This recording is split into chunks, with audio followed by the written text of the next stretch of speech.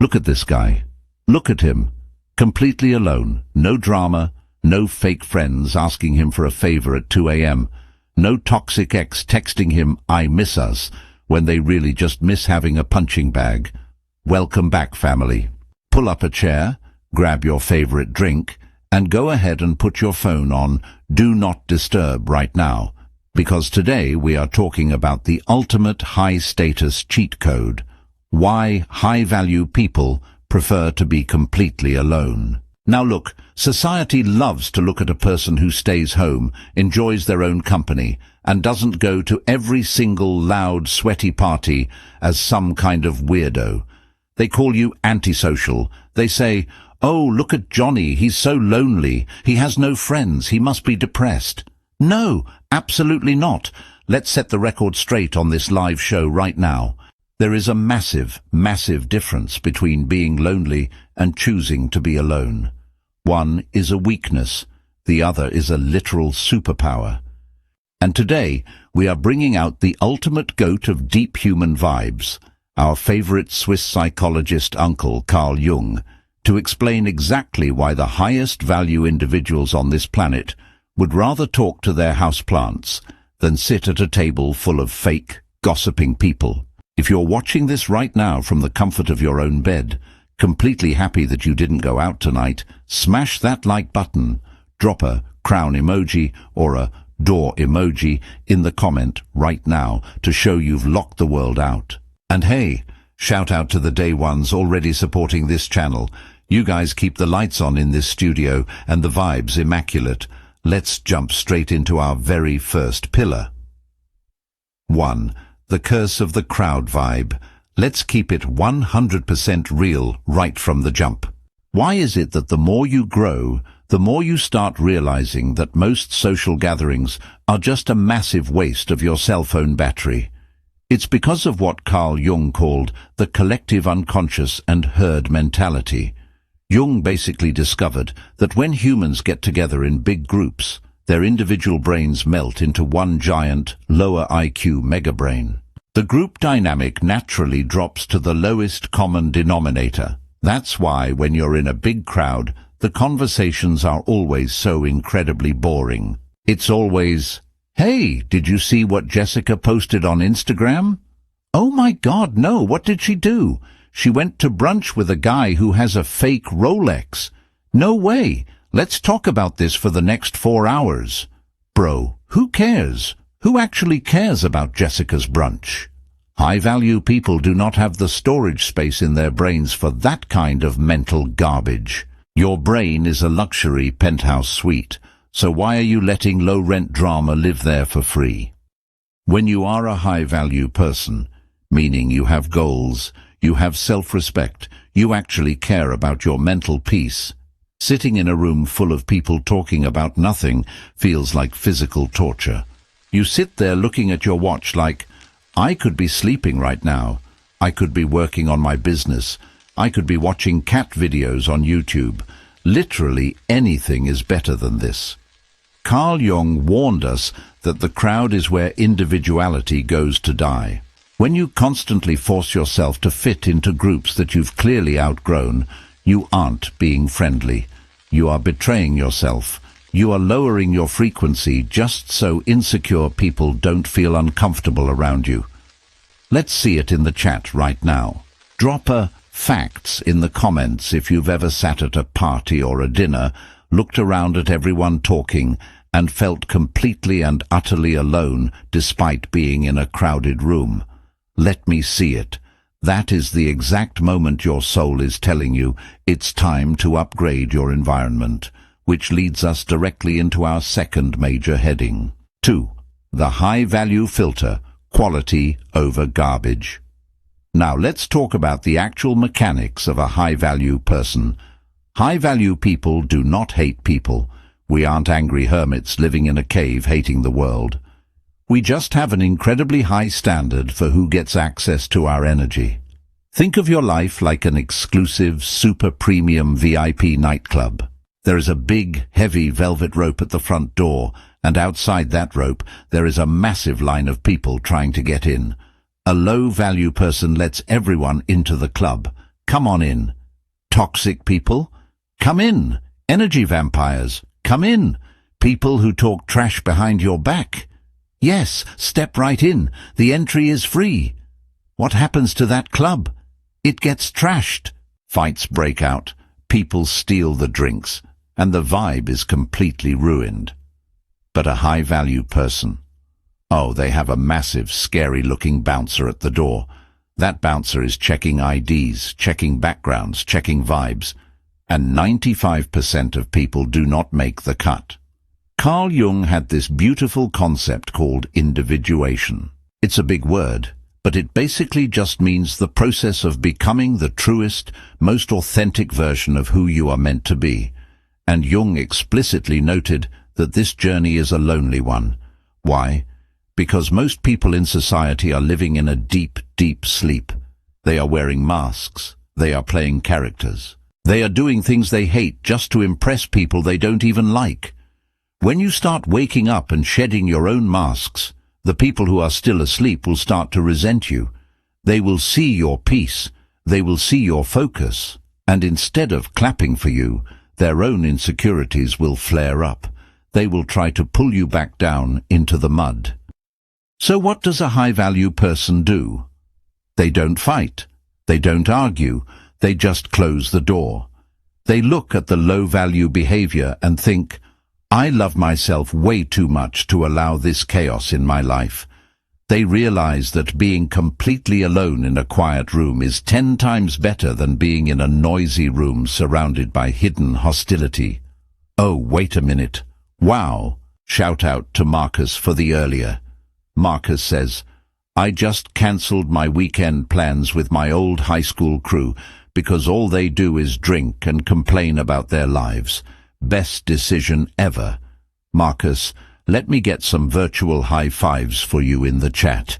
You just saved yourself $100 and a massive psychological hangover. That is exactly what we are talking about today. 3. The mirror of solitude. Why weak people run from it. Let's get into the spicy psychology right now. Why are most people absolutely terrified of being alone? Have you ever noticed that? Some people cannot stay in an empty house for more than 10 minutes without losing their minds. The moment they are alone, they have to turn on the TV, call 3 people, scroll through TikTok, or blast music. They need constant, non-stop noise. Why? Because silence is a mirror. When you turn off the TV, put down your phone, and sit alone in a quiet room, the noise outside stops, and the noise inside begins. All your unhealed trauma, your anxieties, your regrets, and the truths you are running from start knocking on the door of your mind. Carl Jung hit the nail on the head when he said, "Man cannot stand a lonely life." But he wasn't talking about healthy solitude. He was talking about people who are empty on the inside. Weak people run away from isolation because they are terrified of meeting themselves. They don't like the person they are when the crowd stops clapping, so they use fake friendships and superficial relationships as a drug, a literal distraction to keep from looking inward. But a high-value person? A high-value person treats solitude like a spiritual laboratory. When they are alone, they aren't hiding from the world. They are facing themselves. They look at their own flaws. They look at their own shadow. They look at their goals and think, how can I be a better human being tomorrow than I am today? Solitude is where your mental muscle is built. It's like going to a psychological gym. You can't lift heavy weights if 5 people are trying to hold the barbell with you. You need to lift that weight by yourself. High-value people love being alone because they actually like the person they are when they're alone. They've done the hard work, the shadow work, to clean up their internal house. Let's do a quick live poll in the comments right now. Type A1 if you genuinely enjoy your own company and can spend an entire weekend alone without feeling lonely. Type A2 if you're still working on it and get a little anxious when things get too quiet. No judgment here, family. We are all growing live on this show together. Let me see those numbers. Tilson 4, Starving the psychological vampires. Let's talk about a major survival mechanic that every high-value adult needs to understand. In this world, there is a specific group of people I like to call psychological vampires. They don't want your blood. They want your peace, your light, and your immaculate vibe. Have you ever met someone who is just a walking dark cloud? You meet up with them for a quick coffee. You feel completely fine before you get there. But 20 minutes into the conversation, you feel like you haven't slept in 3 days. Your head hurts, your energy is completely drained, and you just want to curl up in a ball and cry. What happened? You just got fed on, my friend. You were the main course at the energy vampire buffet. These people thrive on creating unnecessary storms. They love drama, they love complaining, and most importantly, they love getting an emotional reaction out of you. If they can make you angry or sad or anxious, they feel powerful. They use your emotional reaction to validate their own miserable existence. And this is where Carl Jung's absolute genius comes to save the day. Jung discovered that the projection of the shadow requires an audience. A vampire cannot feed if there is no food on the table. When a high-value person chooses to stay alone, they are doing something brilliant. They are completely starving the vampires. By removing yourself from the social chessboard altogether, you are saying, "You cannot play games with me if I am not even in the room." Manipulative people hate a high-value loner. They hate you because they can't control you. They can't use gossip to hurt you because you don't care about their social circles. They can't use FOMO, fear of missing out, against you because your favorite thing to miss out on is their drama. You have completely broken the matrix of social manipulation. Think about it like this. If you don't log into the game, nobody can beat your score. High-value people choose to stay in their own lane, playing their own game, where they are the only player. It's peaceful, it's quiet, and the win rate is 100%. Let's take it a level deeper, but let's keep it fun and lively. Jung talked a lot about ancient alchemy, the science of taking raw, ugly, basic elements like lead and turning them into highly polished, beautiful gold. Solitude is the ultimate alchemical chamber for your life. Think about your daily energy like a finite battery percentage. Every time you leave your house and interact with the world, you're handing out percentages of your battery to everyone you meet.